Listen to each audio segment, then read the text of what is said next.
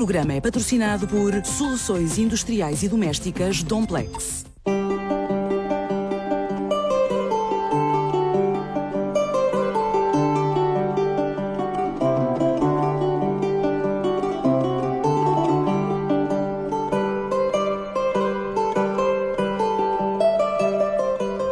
No século XVI, a Sé do Funchal foi, durante 22 anos, a mais extensa arquidiocese do mundo.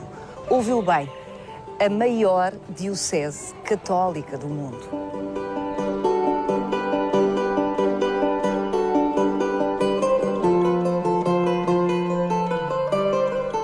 As dioceses de Goa, na Índia, de São Tomé e Príncipe, em África, de São Salvador da Bahia, no Brasil, de Angra do Heroísmo, nos Açores, respondiam todas à Arquidiocese do Funchal.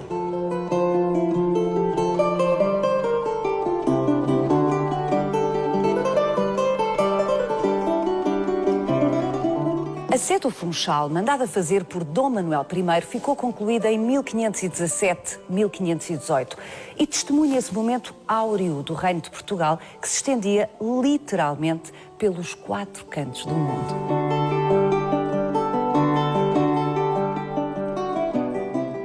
Mas a excepcionalidade desta peça não acaba aqui.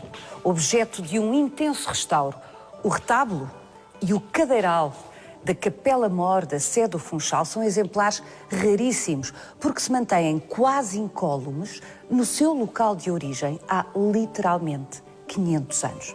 Vai querer saber mais? Venha connosco nesta visita guiada.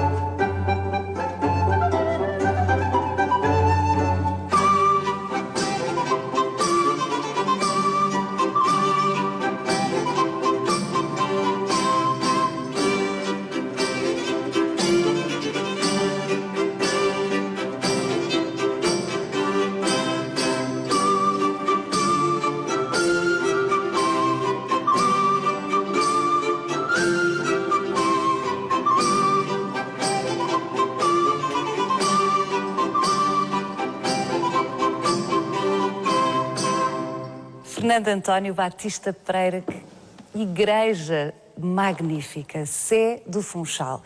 Que reino era este, que rei era este, que nos finais do século XV, portanto nos anos 90 de 1400, encomenda, idealiza primeiro e encomenda depois, um templo, uma igreja com esta escala, com esta majestade, com esta erudição, para uma pequena ilha do Atlântico, como a Ilha da Madeira. O Dom Manuel era o senhor da Madeira. Tinha herdado essa dignidade e, ao mesmo tempo, também esse território e, portanto, de alguma maneira, ele quis ensaiar aqui, ainda antes de ser rei, um pouco o que era ser senhor de um grande território. E depois nunca esqueceu a Madeira. Ao longo do seu reinado, ele tem especial interesse no engrandecimento desta igreja e, em particular, na sua Capela-Mor. Ele tem, de facto, um cuidado muito especial em, primeiro, escolher as dimensões da igreja, uma igreja de 3 naves. Até então, seguramente, não existiria na Ilha da Madeira nenhuma igreja com estas dimensões, nem posteriormente se construíram igrejas muito maiores do que estas, eventualmente com outras características, mas não tão grandes e tão majestosas como estas. E depois, ele próprio toma a peito a decoração integral da sua Capela-Mor. E todas as despesas correm pela sua própria casa.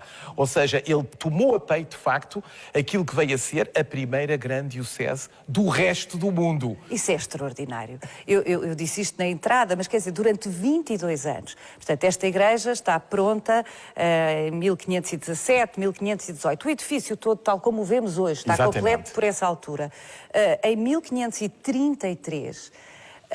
passa a ser arquidiocese. Exatamente. E arquidiocese do mundo, exatamente. Exato. Durante Aliás, 22 anos. Logo quando ela é criada, ela é a diocese não apenas das terras já descobertas, mas por descobrir. Portanto, o que se tinha ideia é de que, como o próprio rei Dom Miguel escolhe ser o rei do mundo, quando se vê aquele título quilométrico que ele assume... Como é que é? Consegue quer dizer rei claro? de Portugal e dos Algarves, da Acaia e da Alemar em África, senhor de Guiné, da conquista, navegação e comércio de Índia, Pérsia, Arábia, Etiópia, enfim. Provavelmente algumas das terras terão ficado um pouco trocadas, mas era a ideia de que ele era o rei do mundo. E, portanto, quando ele cria uma diocese que é das terras descobertas e por descobrir, é essa ideia. Esta vai ser a grande diocese do mundo. E todas as outras... A localização da Madeira e do Funchal, Exatamente. Bom, na era, Madeira, digamos, obviamente, um ponto estratégico, não é? Estratégico para o domínio do resto Atlântico. É uma espécie de braço avançado do continente...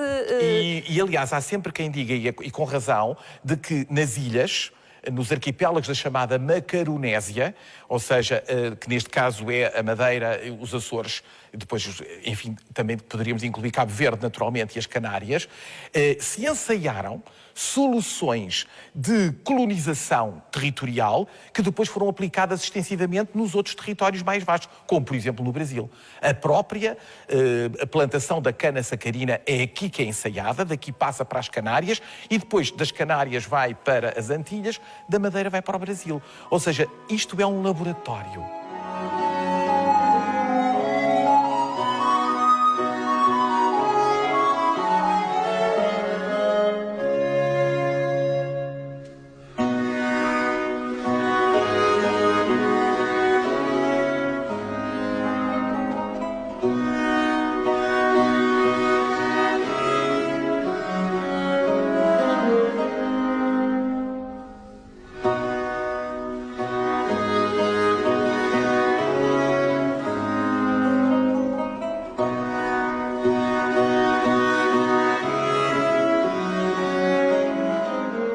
O Dom Manuel, em certa medida, como rei do mundo, pretende ser um dos últimos grandes monarcas medievais, mas ele também já é uma espécie de nosso César Manuel, como a certa altura cronistas o referem, até o Duarte Pacheco Pereira que refere o nosso César Manuel, ou seja, ele também já é um senhor do Renascimento. E, portanto, nessa dupla situação, o Dom Manuel pensa uma igreja que, em certa medida, é herdeira das igrejas que se construíam no continente, generalizadamente, sobretudo as igrejas chamadas das ordens mendicantes, que eram igrejas de 3 naves com teto de madeira, mas não por vezes com o teto sumptuoso que ele aqui quis pôr. Este teto desde logo, quer dizer, nós temos tanto para olhar aqui na Sé do Funchal, mas desde logo este teto. O teto mudéjar que cobre as 3 naves, o transepto, e só não cobre a cabeceira, porque essas são abovedadas. E, portanto, aí não era possível. Não era necessário, porque já tínhamos a cobertura em alvenaria e, portanto, era mais nobre ainda, digamos assim. E depois, ainda por cima, adota de um retábulo e de um cadeiral verdadeiramente excepcionais. Ou seja, o rei não se poupou para que esta nova diocese fosse, de facto, a grande nova diocese do resto do mundo. Nós vamos até lá abaixo ver de perto o cadeiral, extraordinário, e o retábulo, que de resto foram objeto de um fantástico restauro que durou 14 meses, uma intensa campanha de restauro, e vamos vê-lo agora porque renasceu. Completamente.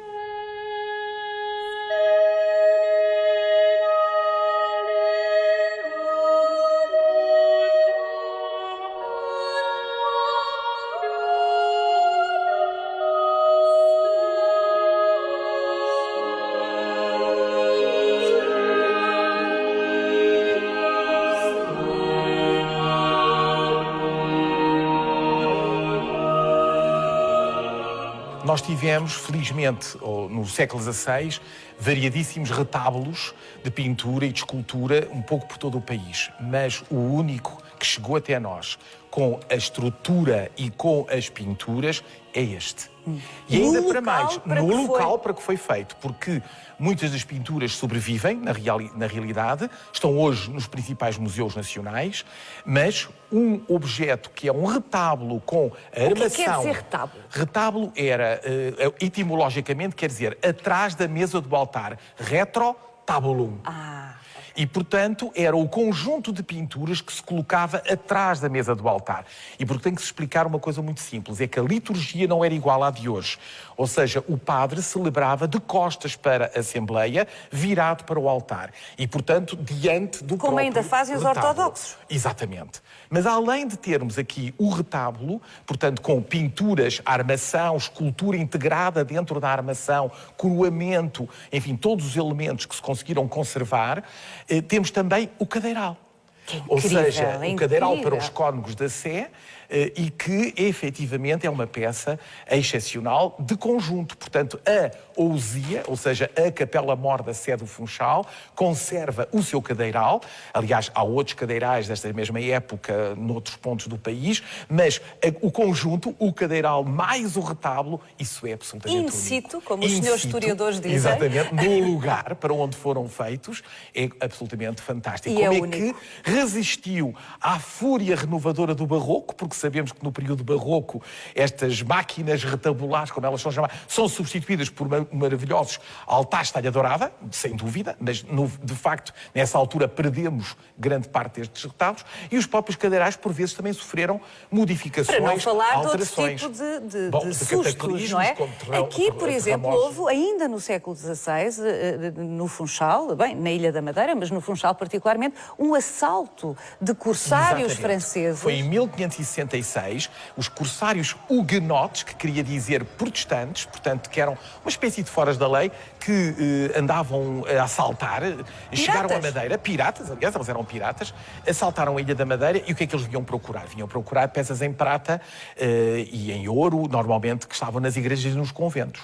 Aqui, a sorte foi que o próprio sacristão conseguiu colocar dentro de um dos túmulos que tinha sido aberto recentemente todas essas peças maravilhosas da ourivesaria sacra. Debaixo do defunto, do morto. Exatamente. E quando eles mandaram abrir os túmulos, o cheiro que exalou foi de tal maneira fétido que eles imediatamente os mandaram fechar e, portanto, preservaram-se e salvaram-se. Aliás, há uma peças crónica magníficas. contemporânea desse episódio do Frutuoso, Gaspar Frutuoso, que descreve exatamente esse assalto ao Funchal. Aliás, chama-se Soldados da Terra. O texto é uma peça muito bonita, escrita uns aninhos depois, e que fala precisamente dessa ocasião em que, depois, furiosos por não encontrarem nada, desataram às cutiladas, como é dito, não é? Algumas das imagens que existiam, porque exatamente a confissão protestante não aceita imagens nos templos, e, portanto, foram abatendo, e terá mesmo havido algumas das imagens dos altares, não necessariamente do retábulo do altar-mor, mas de outros altares, que desapareceram. Mas desapareceu a Nossa Senhora. Eu penso que a Nossa Senhora, que estava ao centro, foi uma das que é referido, levou sumiço, portanto, não desapareceu. Sabemos se foi destruída, se foi roubada. Se foi roubada ou se naqueles assaltos ficou destruída, mas o que é facto é que nunca mais foi encontrada.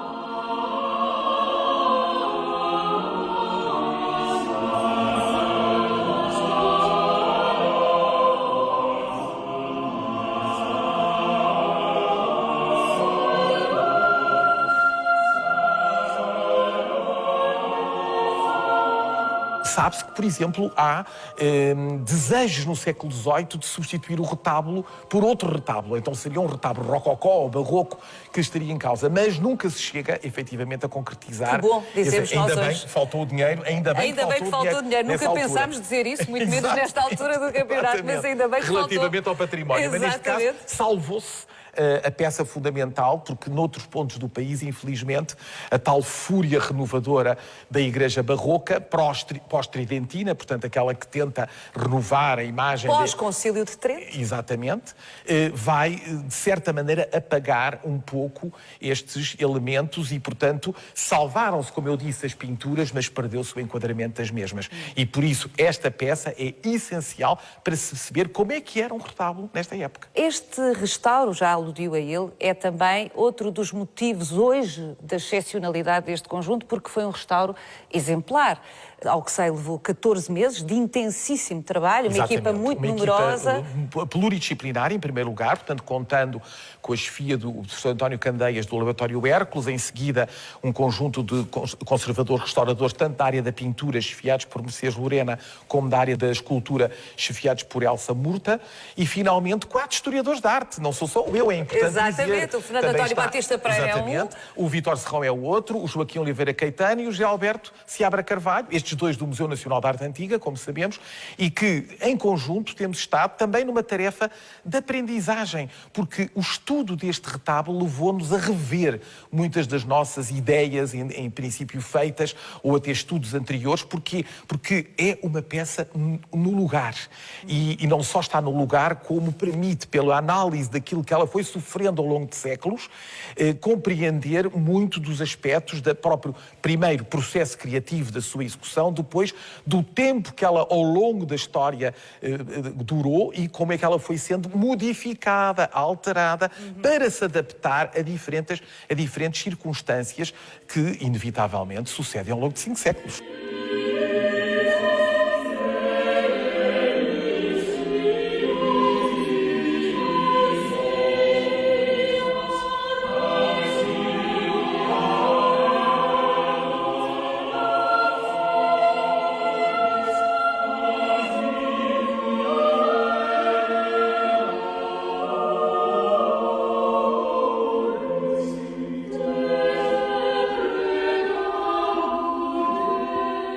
Destas extraordinárias pinturas, todas maravilhosamente restauradas, uma das mais especiais é aquela lá em cima, a descida da cruz, porque ela própria testemunha aqueles acidentes, entre aspas, do tempo de que estávamos a falar. Foi muito intervencionada há quando do Concílio de Trento.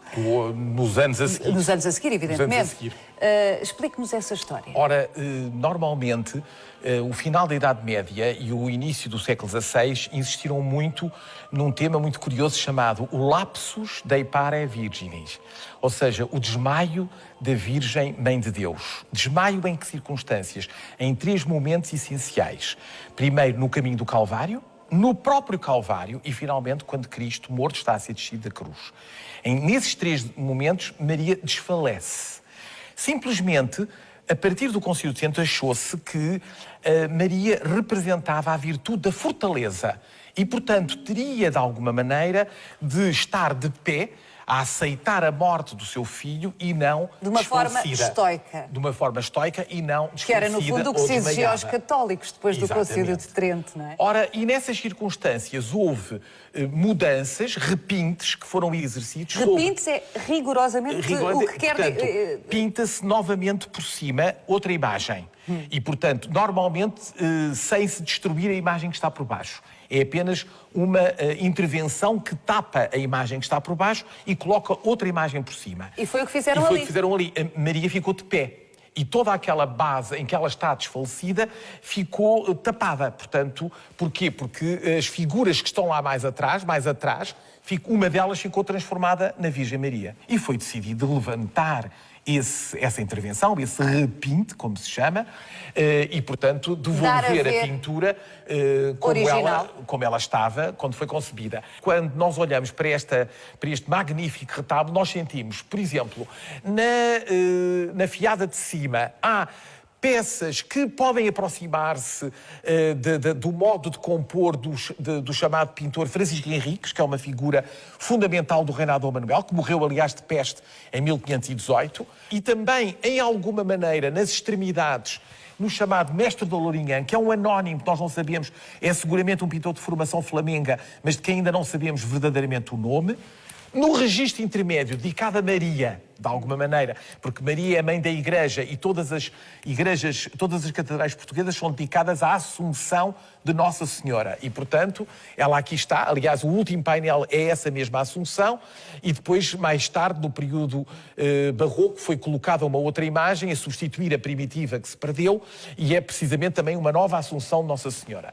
Mas nesse é particularmente visível a influência de outro pintor régio, que curiosamente era cunhado do Francisco Henriques, que é Jorge Afonso.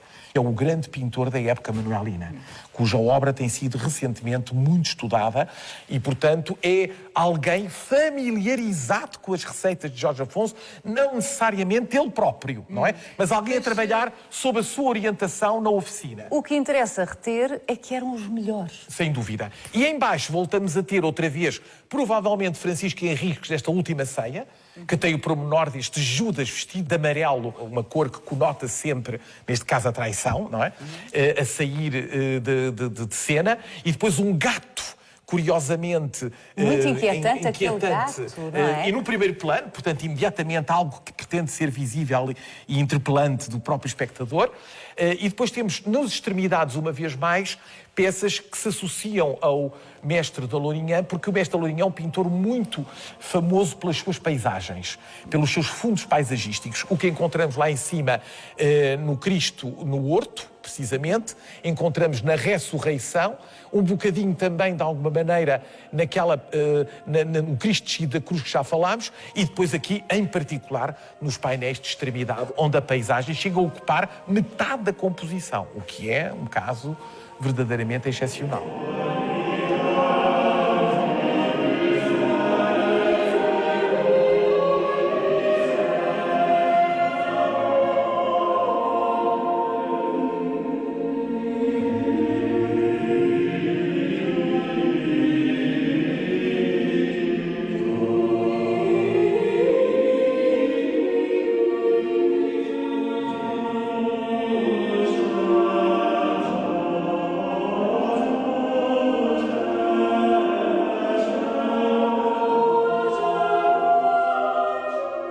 Algumas pinturas terão vindo de Lisboa, ou grande parte delas, mas materiais, inesperadamente, também outros materiais vieram de Lisboa, e aqui materiais, não sei se já vieram feitos. Esta mesa é feita de pedra da Arrábida. Do famoso embrechado da Arrábida. Exatamente, e veio em barcos. Exatamente, como o púlpito e a rosácea. São ofertas do rei Dom Manuel, mandadas vir neste tipo de pedra, porque é uma pedra que não existe na Ilha da Madeira. Na Madeira existem outras pedras, mas esta não existe.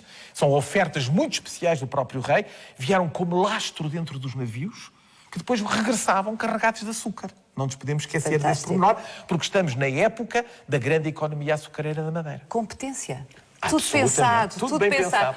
A madeira deste teto magnífica, que já aludimos, é local, é daqui, enfim, aliás, como o nome da ilha indica, e do arquipélago indica. Riquíssima em espécies florestais, sabe? Coberta de uma floresta densa. É fantástico porque, realmente, com o índice de umidade que a ilha, que o arquipélago da Madeira, e a Ilha da Madeira concretamente, tem, ter sobrevivido estes anos todos em tão bom estado é também indicador da qualidade da matéria e do trabalho. Em primeiro lugar, porque também temos que ver uma coisa.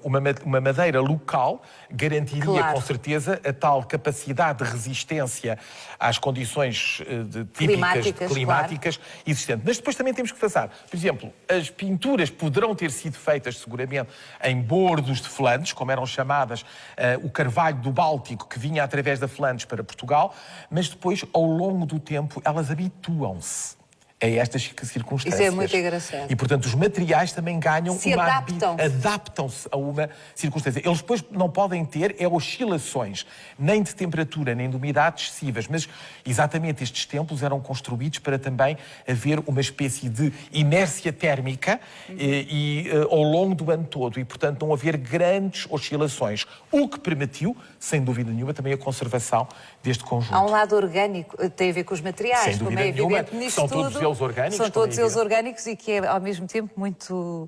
dá a sensação... tocante, é não comovente, é? E, ao mesmo tempo, também tem um lado profundamente humano, porque são organismos como nós próprios também somos, não é? Exatamente. Que têm uma vida e que também, a certa altura, envelhecem, e enquanto que nós não podemos rejuvenescer, estas pinturas, felizmente, podem rejuvenescer. Conseguiram rejuvenescer com este trato maravilhoso que levaram desde a campanha de restauro excelente. Estamos mesmo a terminar, mas não nos podemos ir embora sem nos determos no cadeiral outra vez e, sobretudo, nas figuras, Fernando António Batista Pereira. Há umas figuras esculpidas, não só nos braços, mas, sobretudo, debaixo dos assentos. Exatamente. Que são completamente, em alguns casos, quase heréticas. O que é isto?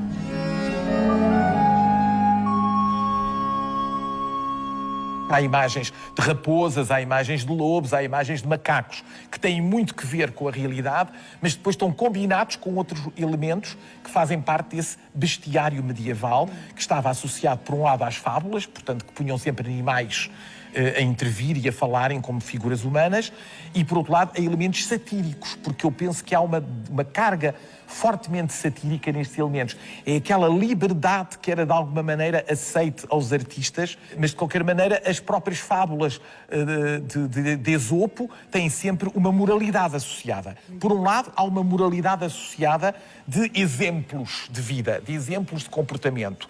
Por outro lado, há esse desejo de satirizar, porque é inerente à própria cultura medieval, ao final da cultura medieval, que alguém já chamou uma cultura carnavalesca.